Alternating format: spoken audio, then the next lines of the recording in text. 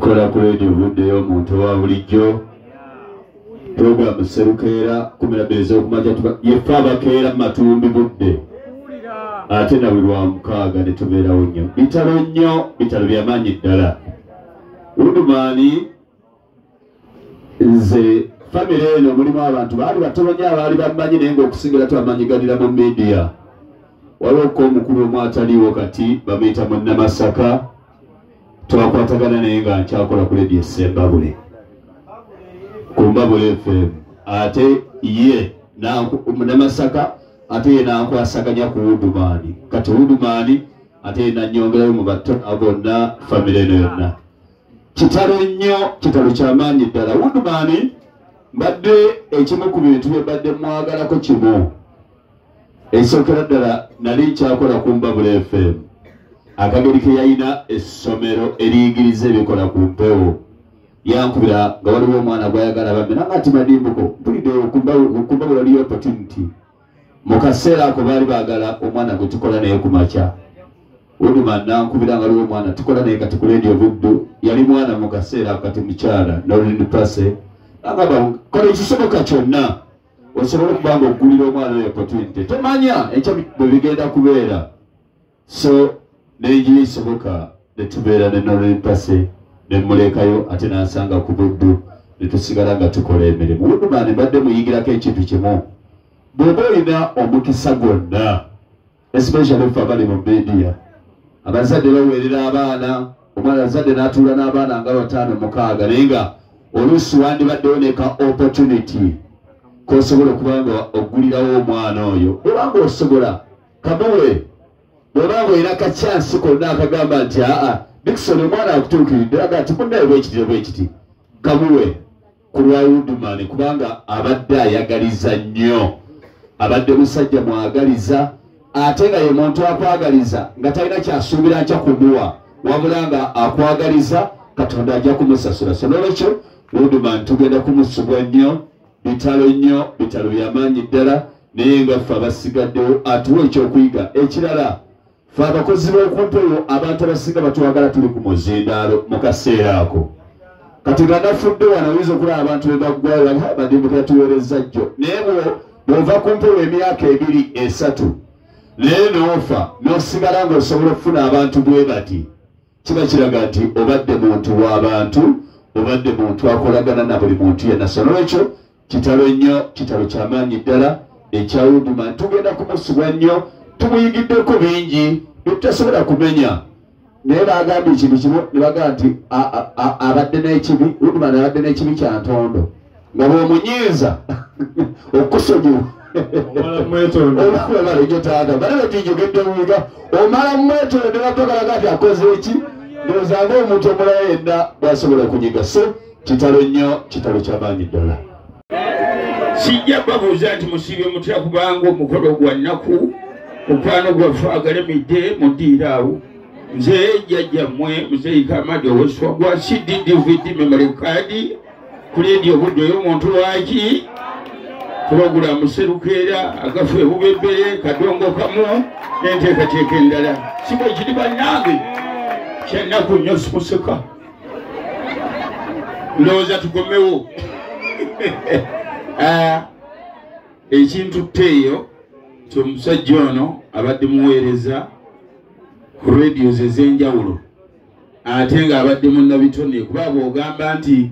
omukulu nemulabanga gayategeka ebivvulu kitegeeza nti abadde ayagala nnyo talents ez'enjawulo. Kaakati nno nze sitera kujja mu nnyembe timpulidde bagenda nange kaŋŋende nzija mulumbe lw'omuntu nga nkulinako akakwate si kubanga okuziika n'okusuza mu nnyembe liba bbanja si bwe kiri. Nze sigenda buli wamu era neeyo mu tawuni waliyo olumbe lwa mugagga obwedda buli omu gy'alagane nga nno ngenda wa Woodman. Lwaki omukulu ono gwe mulaba omutambuze Dickson simanyi oba akyajjukira oba ajjukira twali ku hoteri lyawo Masaka bagiyita Girlfriend. Nze nali musajja wa kaliyoki na comedian nali wa kaliyoki ono akimanyi kansala waffe Vubya Kevin akimanyi nti twali ba kaliyoki ye ng'akola ku Cosmos nze nga ndi neekolera gyange naye nga ngenda nenkola ki nenkola kaliyoki waffe kati lumu mba ndi n'omugenzi era muganda wange Mr. Spelling tuli ku girlfriend yawo mugenda muggwawo naye tukyaliwo era naffe tuzadde kaakati ono omwami ne tugenda tuzannya oluyimba lwali lwa kibijjigiri nali n'omuwala kati yagenda bweru baali bamuyita Night luyimba ndekansome ono najja musayike waliwo wetwambalira abakola comedy musayike backstage ono mutambuze najja nanga nti jangu gwani amanyago nemubuulya nanga nti nze mutambuze Dickson nkola ku Tropics FM si bwe kyali nangamba nti enkya jangu ku leediyo eyo kumakya nkuwadde omulimu ku leediyo nenkeera obudde bwe yangamba nabukwata okumanya nabukwata yangamba nnya natandika okutambula ssaawa 2 nga mbeera gasijjagirwa leediyo ng'eri mu kizungu nenga akanyimbi nentuukawo nangamba oze okay ndoze yali tasuubira nti naaba wembi nentuukawo nangamba kati omanyi ti bwenjagala okuwa akyali kumpewo neerinda kamalirize gwogenda okukola naye kaddemo mu production kuva dda ndowooza nga Katonda njagaliza okukola ku radio neŋŋenda nenninda ali kumpewo ekyamazima yampa Woodman nanga nti genda ne production mukole demo waliwo ze bayita demo mukolamu awo akantu ng'oyogera n'oli bw'ayogera ne balaba bakivaamu ndowooza tikyavaamu ssebo kuba temwaddamu kumpita kyabulamu kyavaamu naye tewadda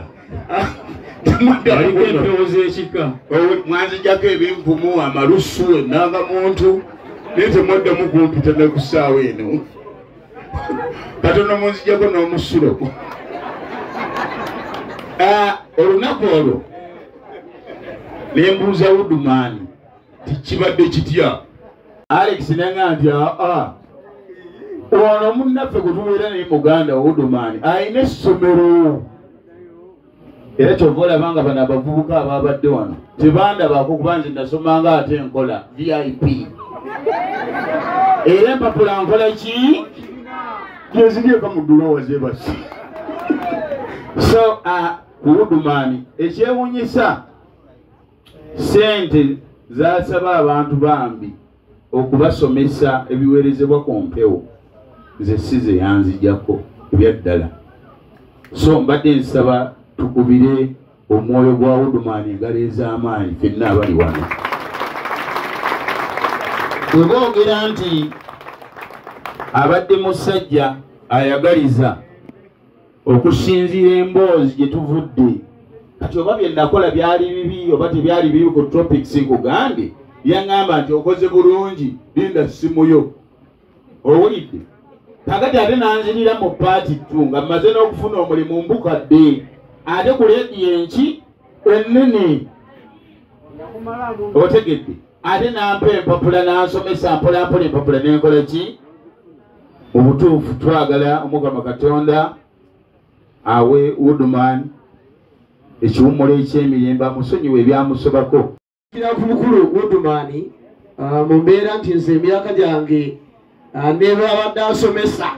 enjawulo tewali nnyo era abantu bangi abavubuka abali wano abali mu nsi ya media abayiseemu abatayiseemu abalina we bakolera abatalina we bakolera nga bayise mu mikono gya Woodman awabi mu mbeera